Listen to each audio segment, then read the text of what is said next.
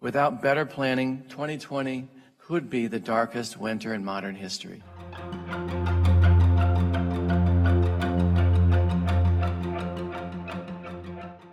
Today, the world is confronting a public health emergency unlike any we've seen in over a century.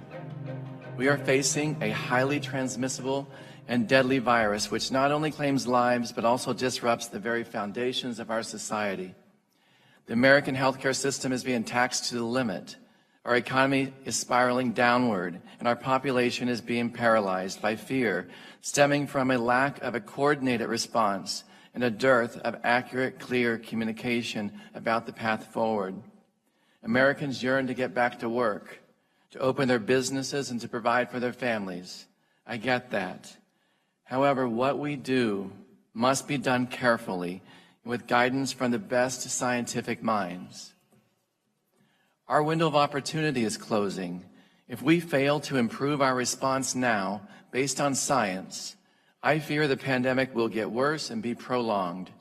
There will be likely a resurgence of COVID-19 this fall.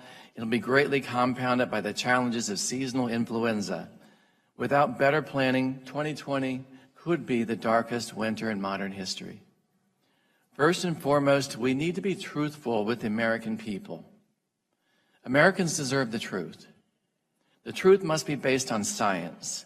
We have the world's greatest scientists. Let us lead. Let us speak without fear of retribution.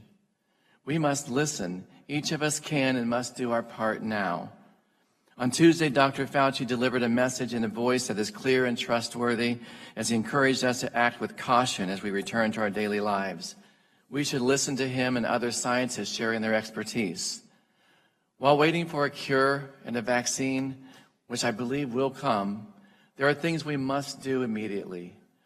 We must increase the public education about the basics: washing hands, social distancing, appropriate face covering.